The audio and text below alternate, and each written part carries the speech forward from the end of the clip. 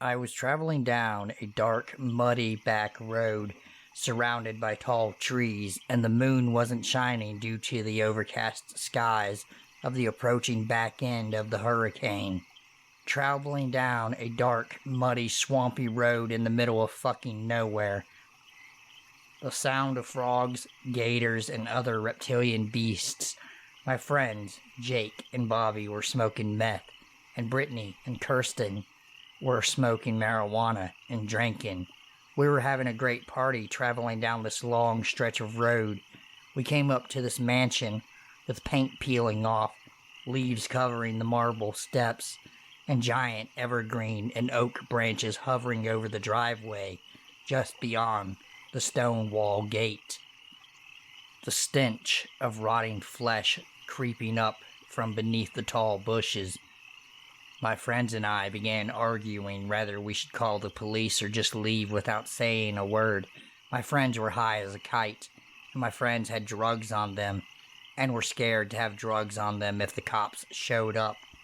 While my friends and I were debating whether or not we should contact the police like normal people would do, but because we are not normal, we are low-life hippie drug addict college bums, suddenly we hear the sound of a chainsaw revving up.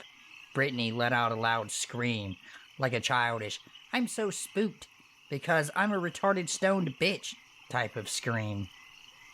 "Shut the fuck up, you stupid bitch," Kirsten demanded as she forced her to kneel down behind the front tire of the car.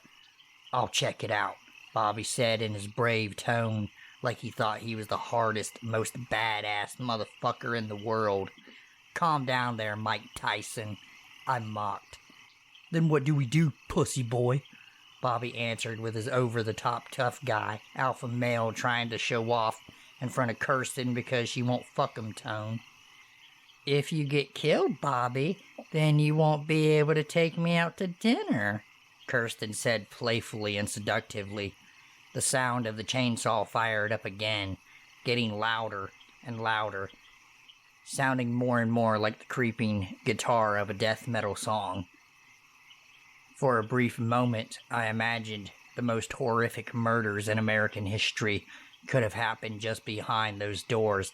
Some hillbilly backwoods cannibal motherfuckers, and they're just murdering people and eating them like steak. I imagined bodies in the freezer.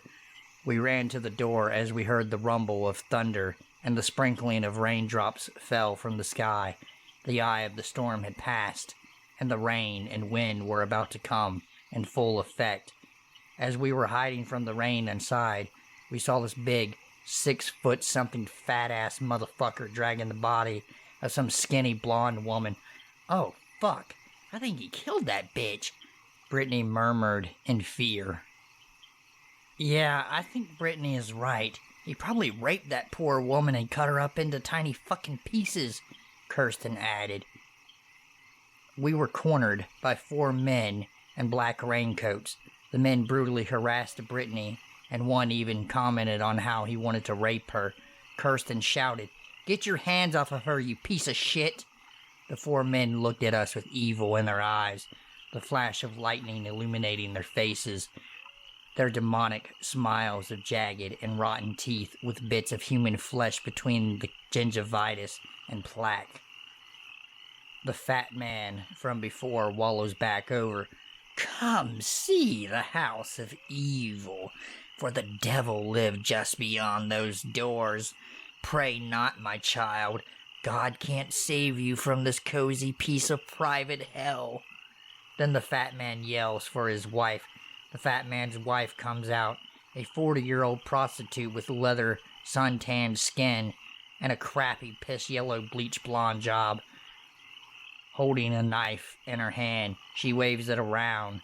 "Dinner is done." She cackles as she turns her ass and flashes her husband, the fat man, and he smacks her ass, leaving a handprint across her bare ass. Strangely, despite being paranoid that I may fucking die, I felt my dick flinch in my pants. Oh my fucking god, I thought to myself. My perverted fantasies went away when my friend Jake was rifle-butted in the back of the skull with an AR-15, blood just leaking out of the back of his head, mixing with the rain. We are then led into the house, and there are strange paintings of 18th century men and women. The place resembled a mental institution. Red lights in rooms and cameras in some rooms, some of the most horrific acts of violence taking place in these rooms, every horrible, depraved crime imaginable taking place. Screams and cries of agony and despair echoes through the downstairs. Upstairs, everything is cozy and looks like the palace of kings, a politician's wet dream come true, away from the filth and depravity of lesser humans, sitting above it all to pretend nothing is happening just beneath your feet, that you trample upon the lowly and frail midnight traveler in search of shelter from the storm, the devil incarnate sitting in his dark office, selling the suffering of men and women and children, your criminal scum followers hanging on to your every word. Speak, and they shall hear you. Demand, and they shall obey you.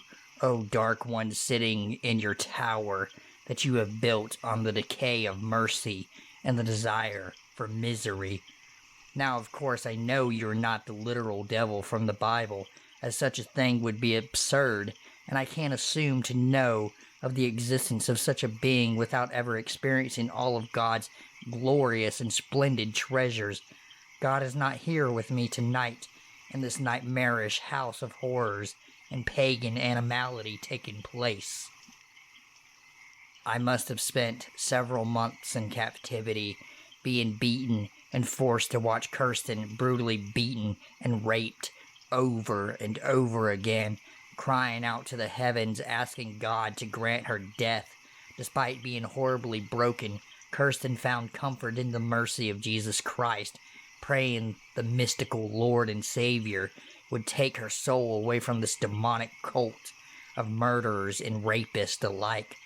All the praying in the world never stopped the violence, and one day, as Kirsten was being brutalized, she gave her final breath, and she rested her head one last time. I was then forced to bury her in the backyard like nothing more than a dead rodent. They pissed on her dead body and laughed hysterically, then poured gasoline on the body and set her ablaze as they murmured and moaned as if they were praying. The fat man comes out and wiggles his fat finger at me, and I am shoved in the back to obey his command. You, sir, are free to leave these grounds forever. Speak not of our majestic Lord and all of his gifts of misery and suffering. You, sir, do not desire pleasure, so you do not belong amongst those that do. We have no will to do violence to you, and you have not what it takes in your soul to become one with Baal. After this, my head is bagged, and I remember traveling for a while at high speeds, sometimes very bumpy. Then my head was unbagged, and I was shoved out with my arms tied behind my back. The police found me, and they questioned me. I told them of the house where the devil and his demons live, and they gasped and awed at the pure terror I endured. The police managed to shut down the murder house. The house was ran by a wealthy businessman that had lost his wife and kids in an accident months ago. The man moved to the mansion and hired locals from the trailer parks to do as he commanded, and he provided them with all of the drugs and money that they'd ever need. The wealthy man taught them to use computers and told them that nothing is too far. Destroy the lives of those that aren't like you. He also taught them of some strange abstract religion that he probably made up himself. It seemed to be a mixture of Satanism, voodoo, and other occult religions and some pagan folklore mixed with Gnostic ramblings. The wealthy man was convicted for every single crime, and the members of his cult pled insanity.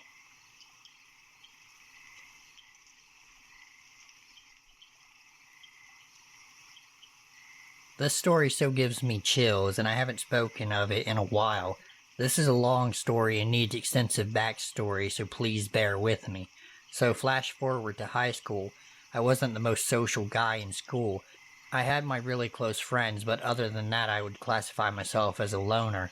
I had really bad acne, which affected me a lot when meeting new people, and I was very addicted to World of Warcraft. So it was a Friday night, classic raid night, in vanilla World of Warcraft. About 2 hours before the raid, my best friend that I grew up with, let's call him T, called me. He's like, "Yo bro, I'm meeting up with 2 women later tonight. Let's drink and hang out with these women." It was one of those classic fork in the road moments.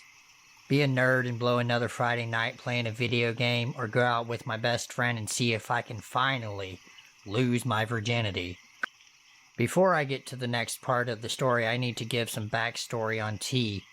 T was nothing short of a boss, and I truly looked up to him.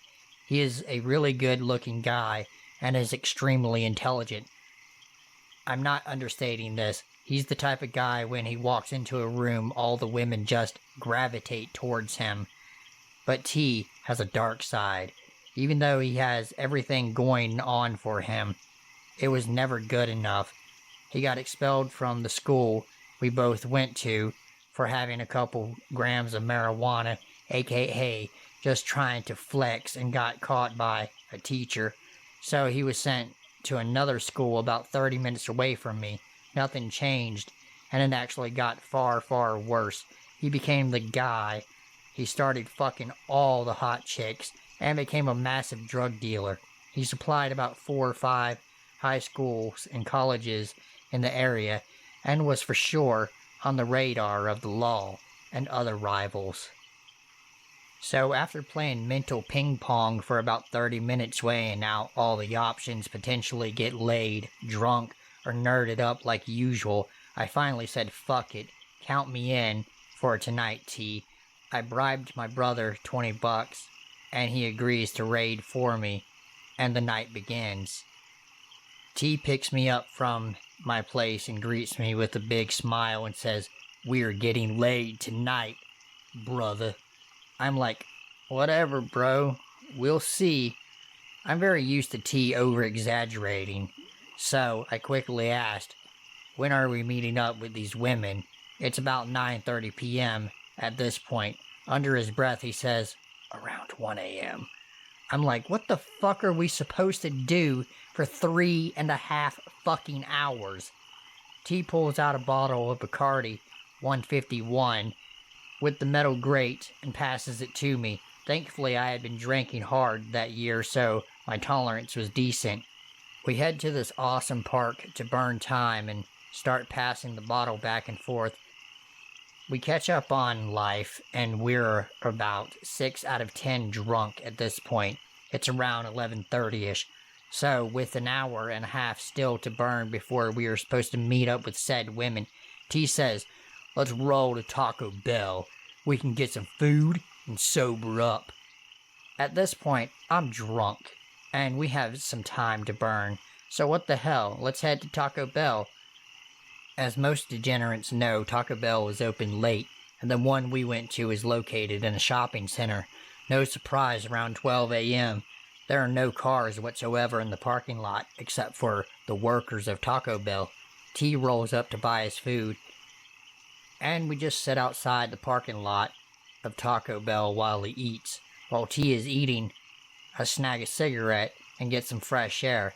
As I puff away on a Marlboro Light, a white van rolls up with tinted windows with no license plate. The van parks to the west of our car about 50 feet away in this empty parking lot. The lights outside and inside the van instantly turn on and off, and no one gets out. I keep smoking, but I don't think much of it. I mean, we're essentially doing the same thing, but a car with no license plate was obviously weird. I get back into T's car and I start getting a really uneasy feeling about this van. At this point I have sobered up a little bit, and I just keep eyeing down this van. Something doesn't feel right. It chose to park 3/4 of the way into this parking lot with a perfect view of our car. I turn to T and tell him it's time to leave. This is where the backstory comes into play. As I mentioned, T is very deep into this point and was at the height of his drug dealing career. So that exact thought was in the back of my mind when this van was parked inconspicuously. This next part is not exaggerated in the slightest. T turns on his headlights to his car to leave, and I shit you not, I almost instantly, after our lights are on, the white van turns their lights on. My stomach dropped to the floor at this point. We are both freaking out. T knows he could be busted by the police at any point, and that's not even considering all his rivals and people he's fucked over. So right when we see the light turn on from the van, we turn ours off. And no fucking joke, the van turns their lights off to mimic our reaction. T reaches to the back seat of his car and pulls out a backpack with a weapon in it. I can't believe this is actually going down. At this point, I'm inching on crying. This is obviously no coincidence. We were followed to this shopping center. We sat paralyzed in fear and dripping in sweat for the next 10 minutes, waiting to see if the van would move. It did not. T starts mumbling to himself. This might be a goon squad that was hired to hunt me down. I'm speechless to that comment. I was a normally unsocial kid who loved sports and video games, and now I'm in this terrible and possibly life-threatening situation. At this point, I really wish I had just stayed home and played World of Warcraft. No potential sex is worth the heart attack I'm currently going through. I felt extremely nauseous, and I'm soon close to throwing up. Is this actually happening, or am I dreaming? This doesn't feel like the police. They wouldn't go through this type of charade. They would turn on their lights and arrest us by now. I can't stand this demented showdown we are currently in. I'm on the verge of a mental breakdown and tears are rolling down my face. I turn to T and tell him to turn on his lights one more time. Almost like clockwork, the van flicks on their lights. But this time was very different. I was able to see multiple shadows of hooded men in the van. I turn to T and tell him to fucking book it out of here. I've never seen someone go 0 to 60 out of a shopping center before, but you can bet your ass we did. T turns his headlights on while exiting the shopping center and sees the van following us.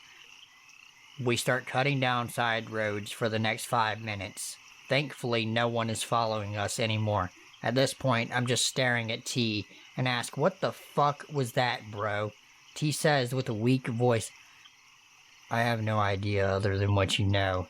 What I do, drug dealing." We take a deep breath. We hit the bottle some more. The next 20 minutes we sat in silence and came to grips with almost being involved in a sting operation, robbed by rivals, or even worse. Once my heart rate dropped back to normal, we finally headed out to meet the women. T and I never spoke of that moment ever again, and to this day, the thought of that night still chills me to the core. Scary men in the white van. Let's not cross paths ever again.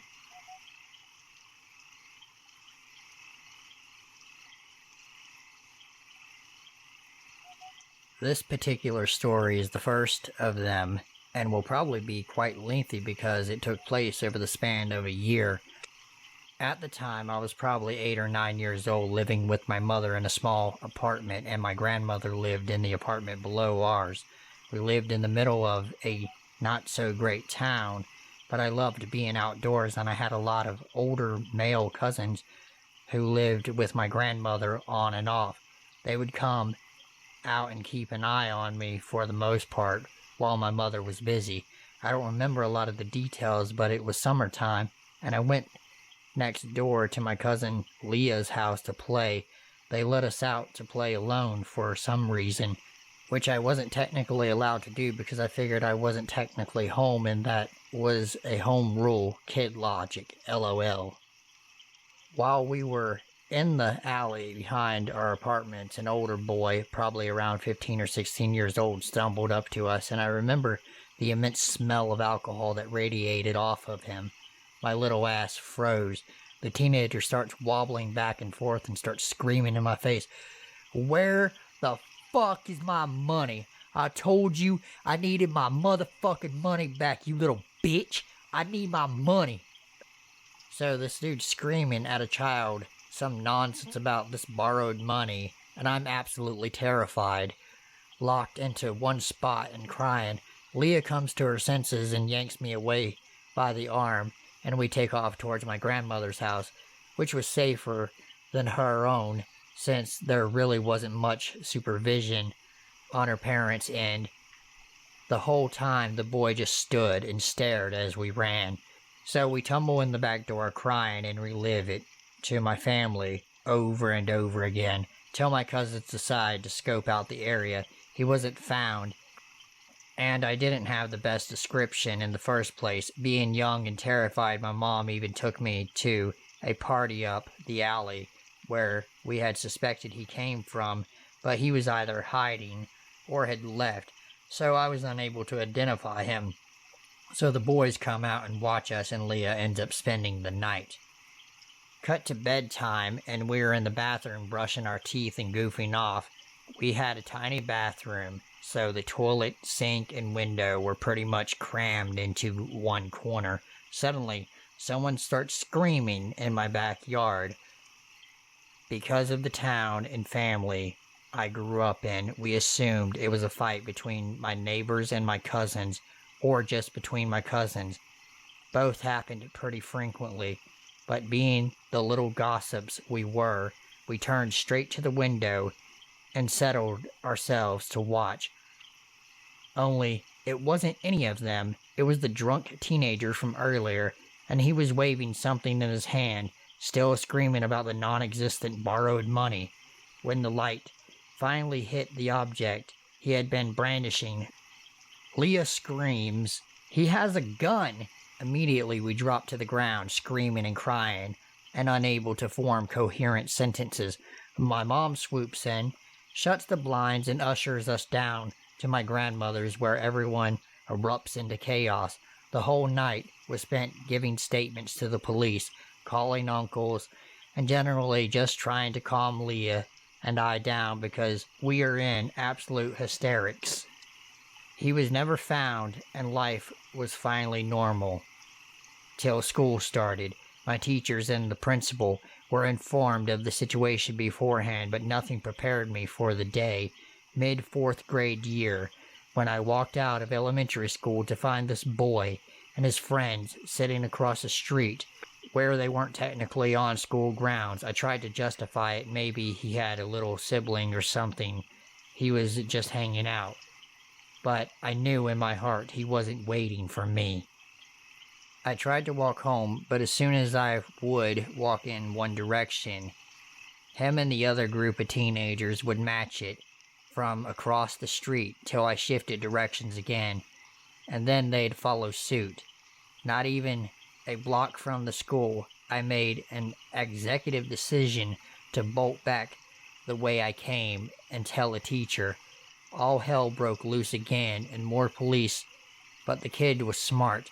When I ran, he'd taken off as well, and he was again not found. My mom started picking me up and dropping me off to school after that, so things quieted down quite a bit. But there were still times in the couple-minute window I'd been standing alone when I would see him standing across the street just watching. The last incident, I never even connected to this situation until years later. He had stopped showing up at my school almost as abruptly as he had started. I eventually begged, pleaded, argued, and cried enough for my mom to start letting me walk home with Leah again.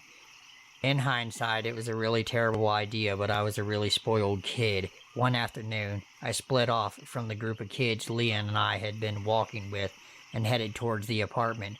Because it was an apartment building, the entrance was set up kind of oddly. The first door you entered basically just led to a second door, which then took you to a hallway where directly to the right was my grandmother's apartment door, and straight ahead was my mom and I's door. When I approached the entrance, I noticed the first door was open. Okay, whatever. It's not unusual for my cousins to have left it open, so I step in, took 2 steps forward, and went to open the second door. This door was open as well. Now, that was weird. I didn't know why at the time, but my grandmother used to be adamant about shutting the door because my older cousin smoked marijuana and she didn't want the neighbors to smell it and call the cops. I ignored it again and continued walking down the hallway when I reached my apartment door to find it standing wide open.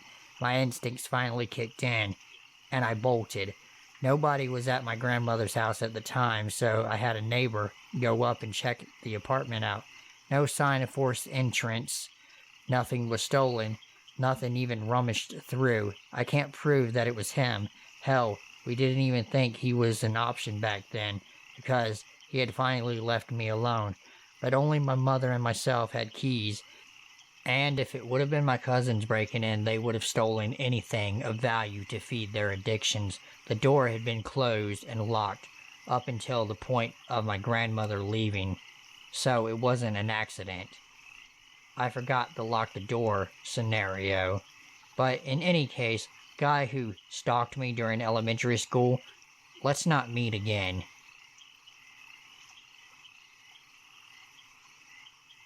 I just came out of a relationship and felt like a bit of casual dating will be fun. So I went on to Tinder. I made it clear to a few people I actually matched with and spoke to that I did not want anything serious, just a dinner date or a pub night here and there. I matched with a really cute guy.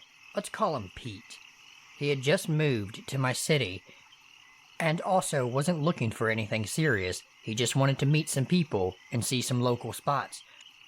The first night that we met up at a well-known Topaz bar, I chose this place because I had a few friends there that were waitresses and the bar staff, so I felt safe meeting a stranger here. He was on time. We had nice chats, really cool guy on first impression. We spoke about work, to which he responded that he's a software developer, but he's just starting his freelancing career. We spoke about where he stays now, that he's moved up here, and he said that he's sharing a place with some friends. Rent is quite pricey in this city, so it made sense to me. He asked where I live, and I told him that I'm lucky to even have my own bedroom apartment and quite a nice and popular part of town, mostly thanks to my parents that helped me save and gave me a portion of the deposit money for my 21st birthday, which I invested and grew into. I had enough to put down on a decent deposit. He then offered to drop me off at home, but I said no, I'd prefer to Uber home by myself. He asked if this was because I was going to meet someone else after him, and I laughed, because I generally thought this was a joke. The next time I saw Pete was about 3 days later. He said that he knew it was fast, but he actually couldn't stop thinking about me and he wanted to see me again. This time we met at a different restaurant, also one I chose because I went to school with the owner and knew all of the staff pretty well. The place is a little bit more pricey, and he got super annoyed with me for ordering as much as I did. I couldn't understand why, since I insisted on paying for my own stuff both times we met. That night, same story. Let me drop you off at home, please. Again, I said no. While we were in the middle of this conversation, he gets a call. He stepped away, but I could hear a fair amount. No, I'm not going to stay with you again. Yeah, I'm with her. Don't worry about it. Okay? I'll be home soon. So now I think he's chatting to his roommate or maybe his mom, but I don't ask. He comes back to our table. Please, I insist. Bad things happen to women that Uber home this late by themselves. I'd feel better if I dropped you off. Not having the energy to argue, I tell him fine, and I put my address into his GPS. As soon as he got home, he messages me and tells me he'll be picking me up in the morning to go for a picnic. I reply that I actually have cleaning to do, but again he insists that he'll see me at 10. Come 10 a.m. the next morning, best believe he's right outside my apartment. I get into his car, and he leans over to kiss my cheek. I notice that his breath stinks. Obviously, I'm a little grossed out. We have our picnic, and it's quite nice. He tried to kiss me a few more times, but I avoided it with everything in me. By about 4 p.m., I tell him that I really want to go home. The park that we went to is about an hour-and-a-half drive from my apartment, so I couldn't really Uber back home because it would cost a fortune.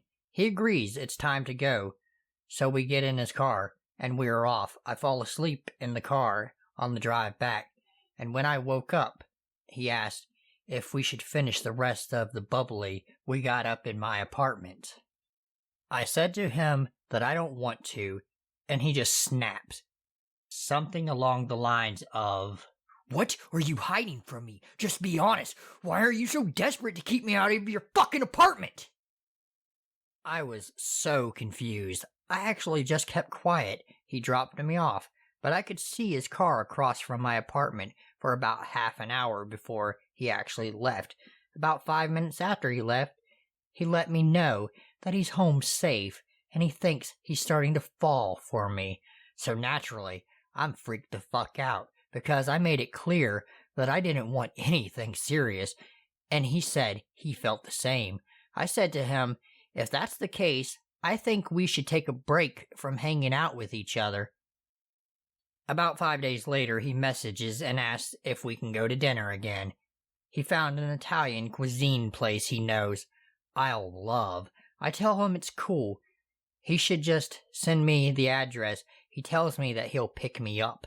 So 7 p.m. comes, he tells me he's downstairs. And as I go down to meet him, I see he's standing at my gate. I press the remote control to open the gate, and he walked inside to meet me. Show me which one is yours. I'd love to see how you live. Not hi, not how are you. That's his opening line. So now I'm naturally unsettled. I say to him that I'm starving. Could we go get dinner? And I'll show you my place at a later stage. At dinner, he gets a call again. This time, he didn't step away. I don't know. I can let you know by 10. He turns to me. Am I sleeping by you tonight? No, I don't know. I have to work tomorrow. Yeah, me too. Then back to the caller. I'll let you know, okay? I hear the caller respond. No, you are not. Can you just get your things, please? And do what with them? Take them to that girl you're seeing. I'm done asking you. Now, I am sitting here in absolute shock and terror. What in the fuck is going on here?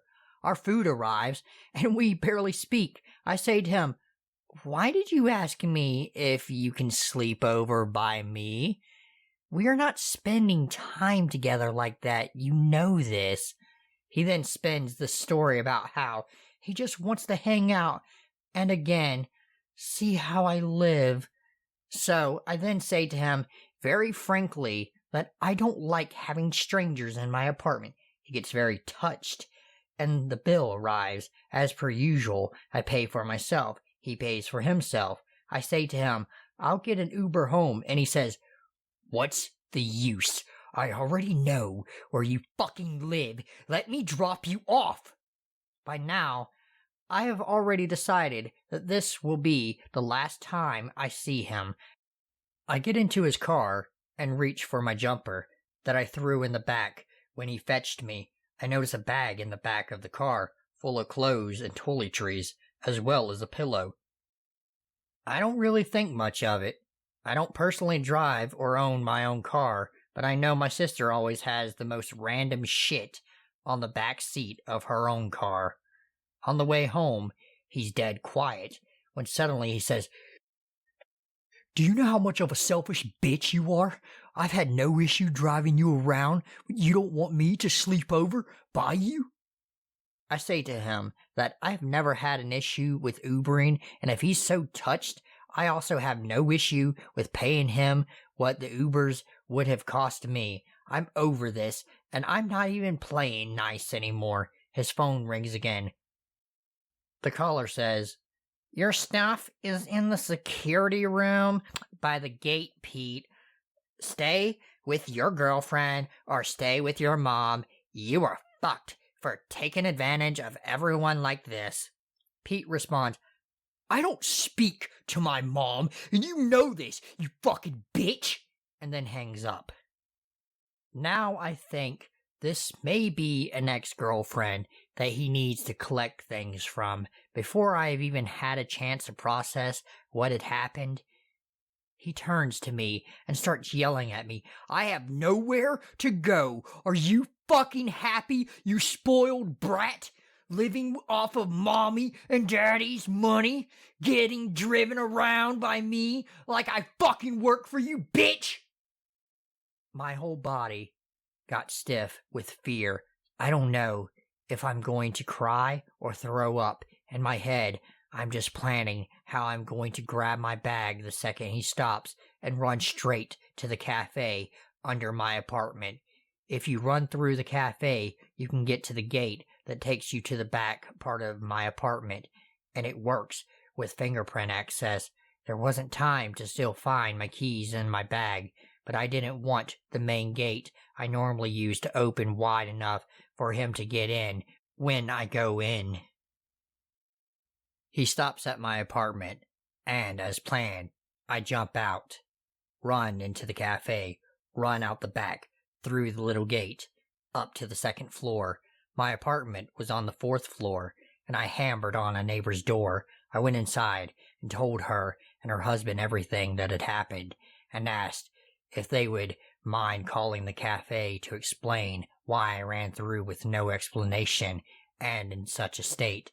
I blocked Pete, and I haven't seen him since. I'm still not sure what his case was.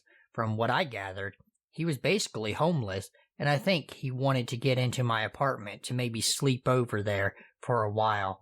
I'm not sure if the girl that kept calling him was also a Tinder date that let him into her apartment and he just never left. All I know is that he scared the living daylights out of me, and I never ever want to fucking see him again.